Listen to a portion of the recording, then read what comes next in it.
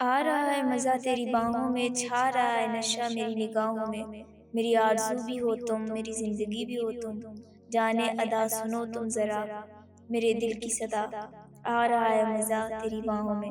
ان کو اٹھاتے ہی دوسری طرف سے گیت کی سریلی آواز میرے کانوں میں سنائی دینے لگی تھی، جبکہ میں بھی خاموش ہی رہا تھا۔ ٹونی ہندی فلمی گیت سن رہا تھا، اور پھر اگلے ہی لمحے گیت کی آواز بند ہو گئی اور ٹونی کی آواز سنائی دی، ہیلو جناب، کیسے ہو؟ آج اتنے دنوں بعد کیسے یاد آ گئی میری؟ ٹونی نے اسپارٹس لہجے میں کہا۔ میں بالکل ٹھیک ہوں، یاد تو ہر روز آتی ہے، کہاں ہو؟ میں نے مسکراتے ہوئے جواب دیا اور اپنا سوال تھوپ دیا، میں گھر پر ہی ہوں، آؤ گے کیا؟ ٹونی نے ایک لمبی سانس خارج کرتے ہوئے کہا، ابھی آیا، میں نے مختصر سا جواب دیا اور ساتھ ہی فون کال کاٹ کر اٹھ کھڑا ہوا۔ ٹونی پچھلی گلی میں رہتا تھا، میں کچھ ہی لمحے بعد اس کے گھر میں موجود تھا۔ وہ مجھے دیکھ کر کافی خوش دکھائی دینے لگا تھا۔ ہم دونوں بیٹھک میں ایک ہی ساتھ بڑے صوفے پر ساتھ ساتھ بیٹھے ہوئے تھے۔ چائے پینے کے بعد ہم کچھ دیر تک آپس میں ادھر ادھر کی باتیں کرتے رہے، اور پھر میں اصل بات کی طرف آ گیا، جس کی وجہ سے میں ٹونی سے ملنے آیا تھا۔ یار، مجھے اس فیکٹری کے حوالے سے بات کرنی ہے، میں نے ٹونی کو بغور دیکھتے ہوئے کہا۔ ہاں ہاں کرو بات، کچھ اور نیا ہوا ہے کیا؟ ٹونی نے حیرت انگیز نگاہوں سے مجھے دیکھتے ہوئے کہا۔ وہ شاید یہ سمجھا تھا کہ جیسے کوئی انہونی ہو گئی ہو۔ وہ منہ کھول کر پھٹی ہوئی نظروں سے مجھے دیکھنے لگا تھا۔ ہوا تو کچھ نہیں ہے، اصل میں وہاں جانا چاہتا ہوں، مجھے کوئی خوفناک کہانی لکھنی ہے، اس لیے میں وہاں کی اندرونی معلومات تم سے لینے آیا ہوں۔ تم تو ادھر ادھر لوگوں میں اٹھتے بیٹھتے رہتے ہو، تمہیں کوئی نئی بات پتہ ہے تو مجھے بتاؤ، میں نے شائستگی سے دریافت کیا۔ تو کیا تمہیں ندیم کے بارے میں نہیں پتہ چلا؟ ٹونی نے تیز لہجے میں گویا چیختے ہوئے کہا، اور ساتھ ہی اس کی بھویں سکڑتے ہوئے ماتھے پر بل بنانے لگی۔ اس کے لفظوں میں تجسس آمیز سوال تھا۔ نہیں تو کیا ہوا اسے؟ میں نے حیران ہوتے ہوئے جواب دیا اور کھسک کر تھوڑا اور اس کے قریب ہو گیا تھا۔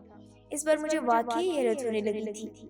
ندیم اکثر ہمارے پاس آیا جایا کرتا تھا، وہ بھی ہمارا اچھا دوست تھا۔ وہ شہر میں کسی چکن شاپ پر کام کرتا تھا۔ وہ اپنی سائیکل پر صبح شہر چلا جایا کرتا تھا، اور پھر شام کو مغرب تک واپس گھر آ جایا کرتا تھا۔ وہ میرا کلاس فیلو رہا تھا، اور وہ ٹونی کا ہمسائے بھی تھا۔ اچھا، میں تو سمجھا تمہیں بھی پتہ ہوگا، ٹونی نے رازدارانہ انداز میں سرگوشی کرتے ہوئے کہا، اور پھر گویا ہوا۔ کچھ ہی دن پہلے کی بات ہے، ندیم کام سے چھٹی کے بعد گاؤں واپس آ رہا تھا۔ اس دن اسی شہر میں ہی دیر ہو گئی تھی۔ راستے میں آتے ہوئے اسے کافی اندھیرا ہو گیا تھا۔ اس نے سوچا کہ اگر وہ بس اسٹاپ کے راستے سے گھر گیا تو کافی وقت لگ جائے گا۔ وہ شارٹ کٹ راستے سے اسی کچی سڑک پر اتر آیا جو اس بند فیکٹری کے قریب ہی سے گاؤں کی طرف آتا ہے۔ اور تم تو جانتے ہو کہ ہمارا قبرستان بھی اسی راستے پر ہے، لیکن قبرستان سے آگے اس راستے پر اب تو کوئی بندہ نہیں جاتا، اور خاص کر شام کے وقت تو وہاں سے کوئی بھی نہیں گزرتا۔ ندیم کو صبح جلدی کام پر نکلنا ہوتا ہے، اس لیے وہ اس کچے راستے سے ادھر گاؤں کی طرف سائیکل پر سوار آ رہا تھا۔ اسے وہاں فیکٹری میں جلتی ہوئی آگ کے شعلے اڑتے ہوئے دکھائی دیے تھے، اور کوئی اس کا نام لے کر اسے بات سننے کو کہہ رہا تھا۔ پر ندیم نہیں رکا تھا۔ وہ سمجھا شاید گاؤں کا کوئی آوارہ گرد یا نشئی بندہ اسے ڈرانے کی کوشش کر رہا ہے۔ خیر، ندیم تیز رفتاری سے گاؤں آ گیا۔ وہ بے خوف تھا۔ اگلی صبح ندیم کام پر نکل گیا تو اس نے جاتے جاتے ایک نظر فیکٹری کو بغور دیکھا، جہاں رات کو آگ جل رہی تھی، لیکن اسے کوئی عجب محسوس نہ ہوا تھا۔ آگ فیکٹری کی دیوار کے پار اندر جلتی ہوئی دکھائی دی تھی، اس لیے ندیم کو یقین ہو گیا تھا کہ رات کو جو کوئی بھی یہاں تھا وہ واقعی کوئی آوارہ قسم کا چور ہی تھا۔ ندیم کام پر چلا گیا تھا۔ ان دنوں کسی کی شادی کی تقریب تھی، اس لیے چکن کا آرڈر کافی زیادہ تھا، سو اس دن پھر ندیم کو دیر ہو گئی تھی۔ وہ واپسی پر پھر اسی راستے سے گاؤں آنا چاہتا تھا۔ اس کچی سڑک پر اتر کر گاؤں کی طرف آ رہا تھا۔ اندھیرا کافی ہو چکا تھا، اس لیے راستہ ناہموار ہونے کی وجہ سے وہ زیادہ تیز رفتار نہ تھا۔ وہ بڑی احتیاط کے ساتھ سائیکل چلاتا ہوا آ رہا تھا۔ جیسے ہی وہ گاؤں کے قبرستان کے پاس پہنچا تو اسے وہاں سڑک کے درمیان کوئی کھڑا ہوا سایہ سا دکھائی دیا۔ وہ سیاہ فام سایہ اندھیرے میں اور بھی زیادہ کالا سیاہ دکھائی دے رہا تھا۔ ندیم نے سمجھا کہ شاید وہ کوئی چور ہوگا۔ ندیم ٹھٹک کر رہ گیا تھا۔ اس کی رفتار ہلکی ہو گئی تھی۔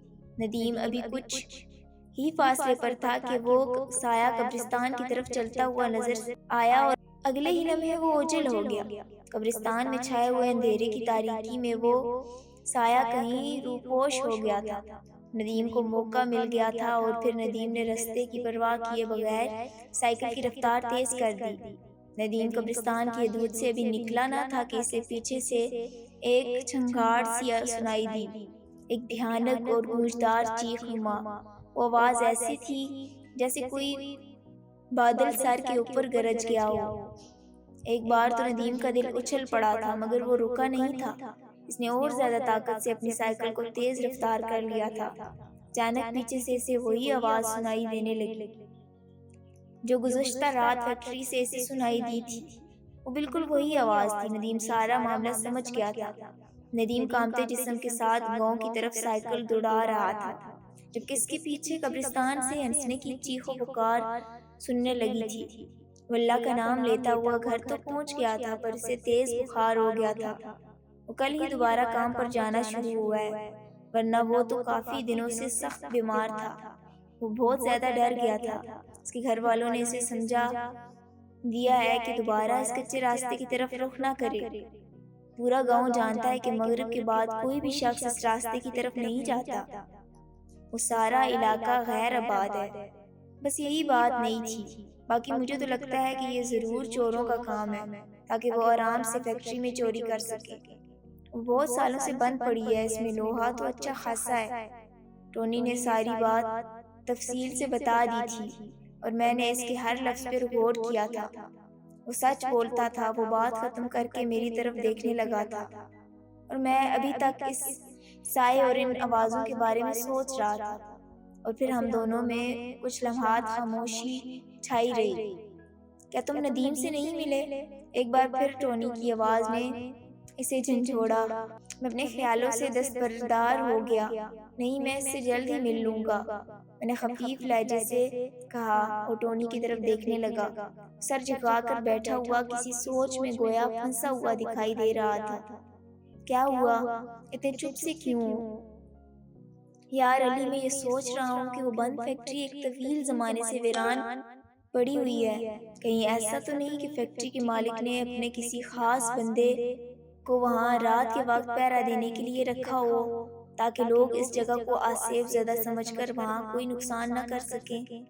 ورنہ کئی بار ہم بھی تو شام کے بعد شہر سمندری گئے ہیں اور اسی فیکٹری کے قریب سے ہی تو گزرتے رہے ہیں، لیکن ہمیں تو وہاں آج تک کوئی پراسرار آثار نہ دکھائی نہیں دیے۔ ٹونی نے سوالیہ نگاہوں سے میری طرف دیکھتے ہوئے کہا، بات تو تمہاری بہت ٹھیک ہے۔ میں نے سنا ہے کہ فیکٹری کا اصلی مالک اسے کسی اور امیر زادے کو بیچ چکا تھا اور وہ نیا مالک جرمنی میں ہے، رہائش پذیر ہے، اور وہ اس فیکٹری کو بیچنا ہی نہیں چاہتا۔ ویسے گاؤں کے سیانے بندے سنی سنائی باتوں پر بہت جلد یقین کر لیتے ہیں۔ میرے خیال میں یہ سب خیالی باتیں ہیں، جھوٹ اور محمل۔ اور رہی بات ندیم کی، تو وہ قبرستان کی وجہ سے ڈر گیا ہوگا، کیونکہ راتوں کو قبرستان میں جنات ہی گھوما کرتے ہیں۔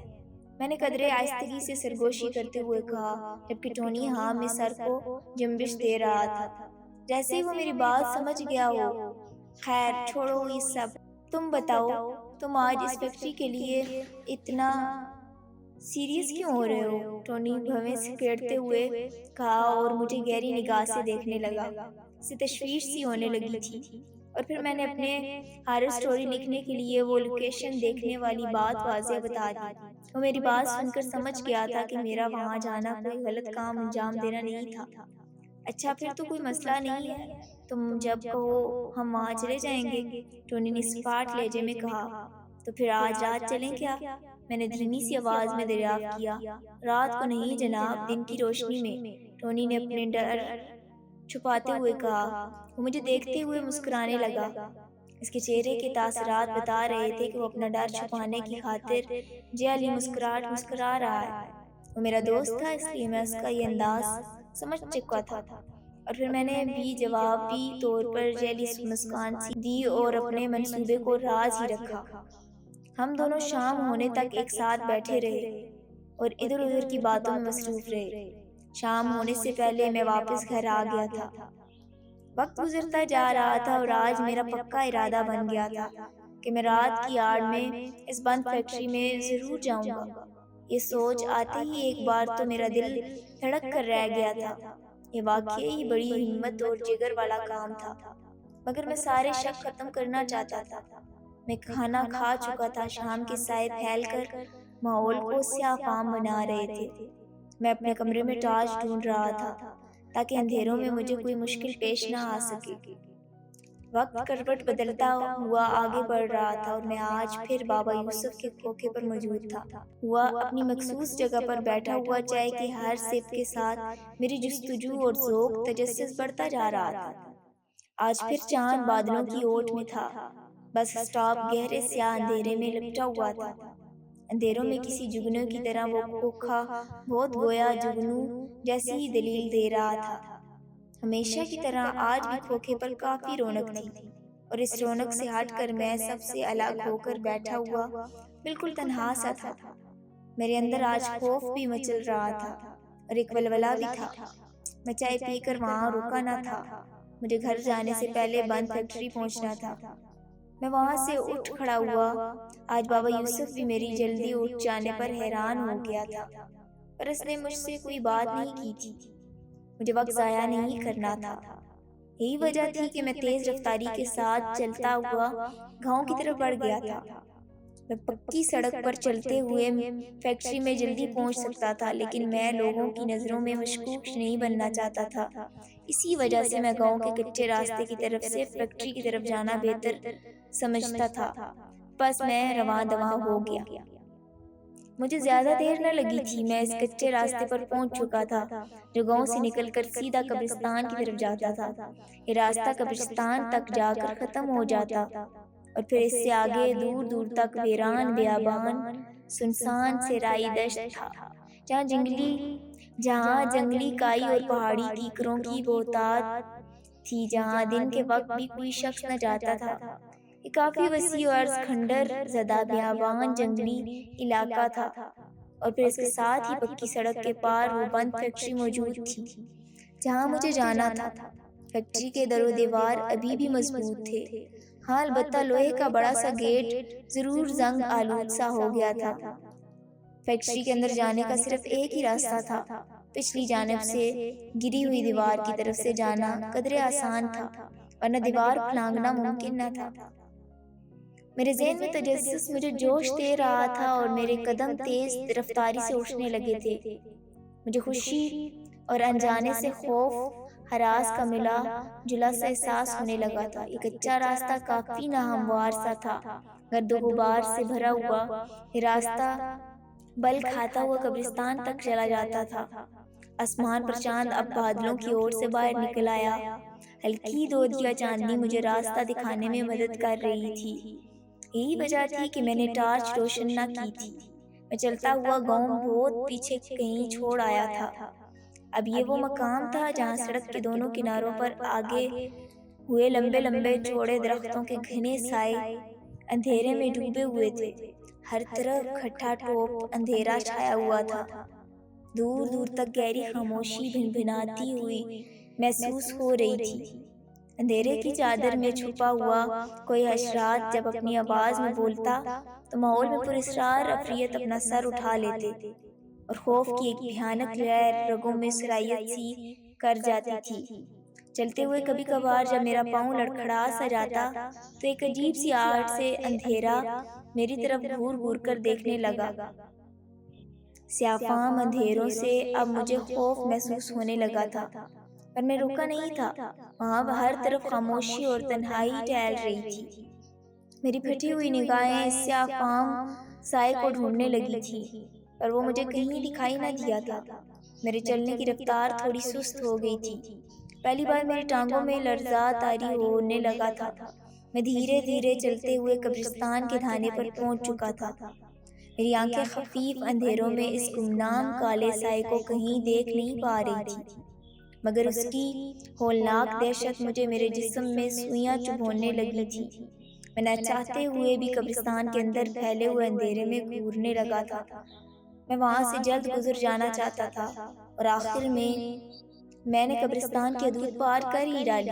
اب وہاں پر وہ کچی گرد آلود سڑک ختم ہو چکی تھی اور میرے سامنے ایک ویران اور بیابان جنگلی دشت زدہ سا میدان پھیلا ہوا دکھائی دینے لگا تھا۔ چاند کی مدھم سی سفید روشنی، وہ بہت پراسرار سا منظر تھا۔ چھوٹی بڑے کانٹے دار کیکروں، جنگلی گھاس پھوس کا۔ میرا دل انجانے سے خوف سے دھڑک رہا تھا۔ میں نے ایک نظر اپنے چار سو گھما کر دیکھا، میرے سوا وہاں کوئی اور دوسرا زندہ بشر مجھے دکھائی نہ دیا تھا۔ اندھیروں کی سیاہ چادر اوڑھ کر وہ بند فیکٹری پرسکوت دکھائی دے رہی تھی۔ ایک زمانہ بیت چکا تھا، وہاں خاموشیوں نے ڈیرا جمایا ہوا تھا۔ وہ فیکٹری ابھی کسی ادا بے نیازی کے ساتھ سینہ تانے ہوئے بہت فخر سے کھڑی ہوئی تھی۔ فیکٹری کا ڈھانچہ ابھی بھی مضبوط اور وقت کے مار سے محفوظ دکھائی دے رہا تھا۔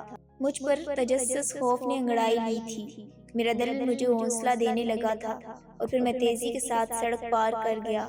اس بار میرے قدم ایک اور خستہ حال پر شگاف سڑک پر اٹھنے لگے، جو سیدھی جاتی ہوئی کچھ فاصلے پر ایک بڑے سے لوہے کے گیٹ کے نیچے سے گزرتی ہوئی فیکٹری کے اندر چلی جاتی تھی۔ میں جلد ہی فیکٹری کے مین گیٹ کے پاس پہنچ گیا اور وہاں جاتے ہی میں ایک طرف کو مڑ گیا تھا۔ وہ فیکٹری کی طویل اور قدرے اونچی دیوار تھی۔ دیوار کی بنیادوں میں دور تک گہرا سایہ اندھیرا بکھرا ہوا پڑا تھا اور آس پاس جنگلی گھاس اگی ہوئی تھی۔ میں دیوار کے اس کالے اندھیرے میں چھپا ہوا اسی طرف بڑھنے لگا تھا جس طرف وہ دیوار پچھلی جانب جاتے ہی گری ہوئی تھی۔ میں نے ابھی تک ٹارچ نہیں جلائی تھی۔ مجھے زیادہ دیر نہ لگی تھی۔ میں اس خاموش جگہ پر جا کھڑا ہوا تھا جہاں دیوار گری ہوئی تھی۔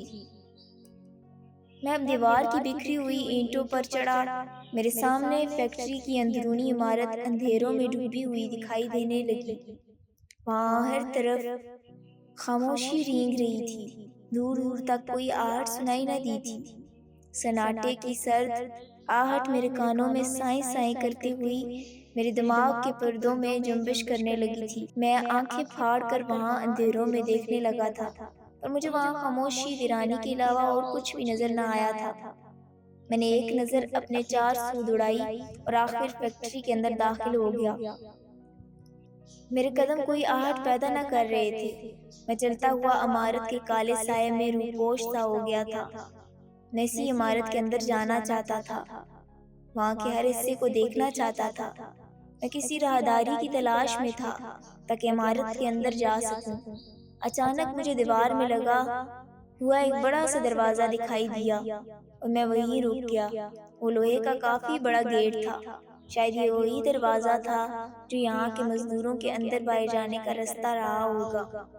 میں بھی ٹارچ جلانے نہیں چاہتا تھا۔ کچھ لمحے وہاں دیوار کے سیاہ پوش سائے میں کھڑا رہا، یہاں تک میری آنکھیں اندھیروں میں دیکھنے کے قابل ہو گئی تھیں۔ میں نے لوہے کے بنے ہوئے اس چوڑے اور اونچے گیٹ کو بغور دیکھا تھا۔ مجھے وہاں ایک بڑا سا تالا دکھائی دیا تھا۔ دروازہ بند تھا۔ مجھے مایوسی سی ہونے لگی۔ میں وہ تالا توڑ نہیں سکا۔ تالا توڑنے کی حرکت میرے لیے خدشہ بن سکی۔ وہ تالا زنگ آلود تھا۔ وقت کی لمبی مدت نے تالا کھا لیا تھا، پر وہ بند تھا۔ پھر اچانک میرے ذہن میں نہ جانے کیا خیال آیا اور میں نے تالے کی طرف ہاتھ بڑھا دیا۔ ہاتھ لگتے ہی تالا نیچے گر گیا اور ایک آہنی شور دور دور تک گونجتا ہوا فیکٹری کی در و دیوار سے ٹکرانے لگا۔ یہ سب اچانک ہی ہوا تھا۔ میرا دل اچھل کر حلق میں آ لٹکا تھا۔ خوف، دہشت نے مجھے گویا جکڑ سا لیا تھا۔ یہ واقعی تشویشناک حادثہ تھا، لیکن میں نے اندر ہی اندر خوف محسوس کیا، خود پر جلد ہی قابو ڈال لیا تھا۔ میں کچھ لمحات بالکل خاموشی سے وہی منجمد سا ہو کر رہ گیا اور ایک بار پھر دروازے کو کھولنے کے لیے ہاتھ آگے بڑھا دیا۔ میں نے دروازے کو نرمی سے کھولنا چاہا اور